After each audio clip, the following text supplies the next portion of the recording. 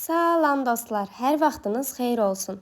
Bugünkü dərsimiz ədəbiyyat nəzəriyyəsinin şeir vəzinləri və şeir vahidləri olacaq. Keçid alaq videomuza. Başlayaq heca vəznindən. Biz bu vəznə həmçinin barmaq vəzni də deyə bilərik. Heca vəzninin işlənmə tarixi əruz vəzninə nisbətən daha qədimdir. Yəni hələ əruz vəzni yox ikən heca vəznində şeirlər yazılırdı.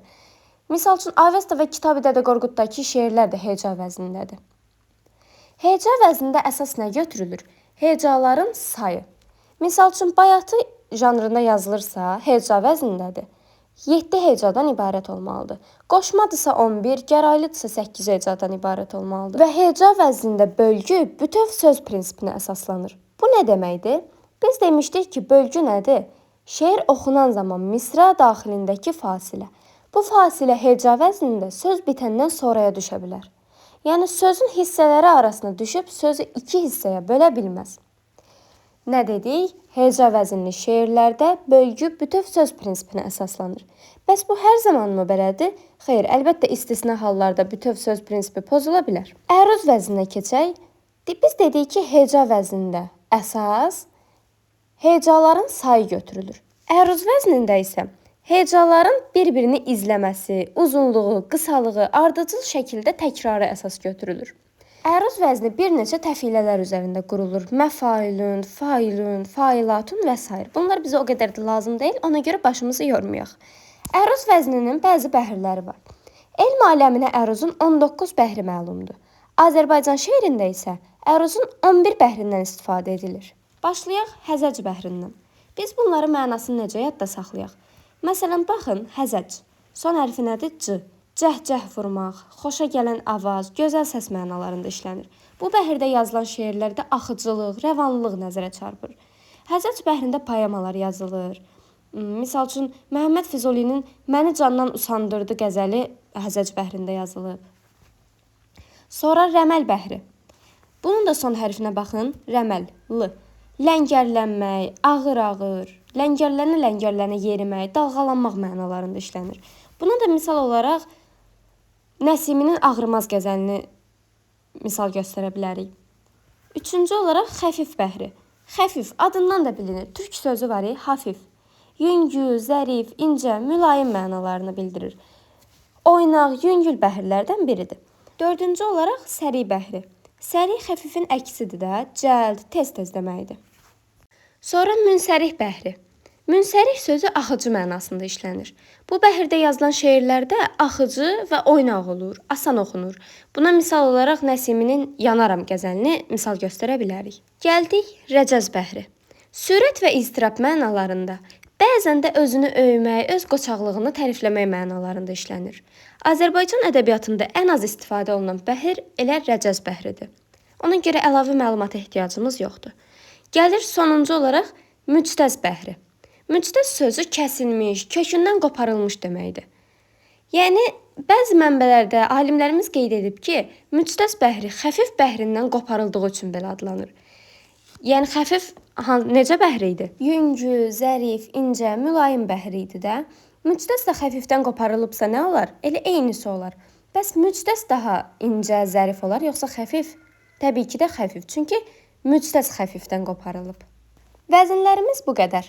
Qaldı bir şeir formamız, sərbəst şeir. Bu vəzində ilə dostlar, sərbəst şeir formasıdır.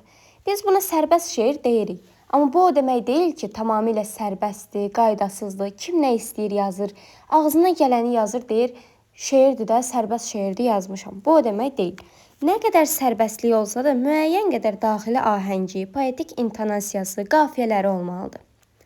Sərbəst şeirdə ahəng tarazlığı intonasiya və vurğu vasitəsilə təmin edilir. Yəni biz dedik heca vəzində hecaların sayı əsas götürülür, əruz vəzində uzunluğu, qısalığı əsas götürülür. Burada isə ahəng tarazlığı intonasiya və vurğu vasitəsilə təmin edilir. Həmçinin bu şeirə səpkili şeir də deyirik. Misal üçün kənarda göstərdiyim nümunəyə baxın. Şeir səpkilidir də. Heca vəzindəki kimi hecaların sayı bərabər deyil. Baxın, misranın biri uzundur, biri qısadır. Əruz vəzninə də uyğun deyil. Yəni bu hansı vəzindir? Formadır? Sərbəst şeir forması.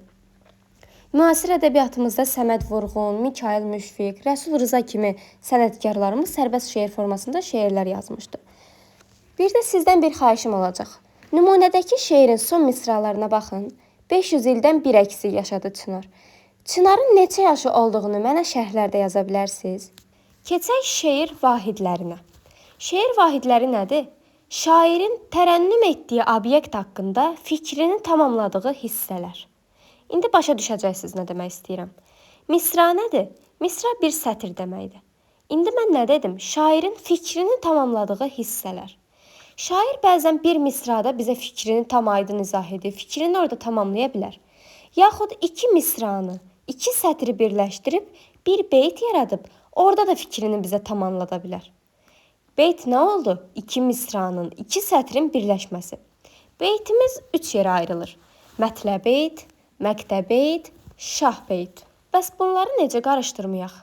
Misal üçün mən sizə demişəm ki, dostlar, bu kanala baxın, burada ədəbiyyat dərsləri keçirilir, ədəbiyyat öyrənəcəksiniz. Siz də girmisiniz bura ki, ədəbiyyat öyrənəsiniz.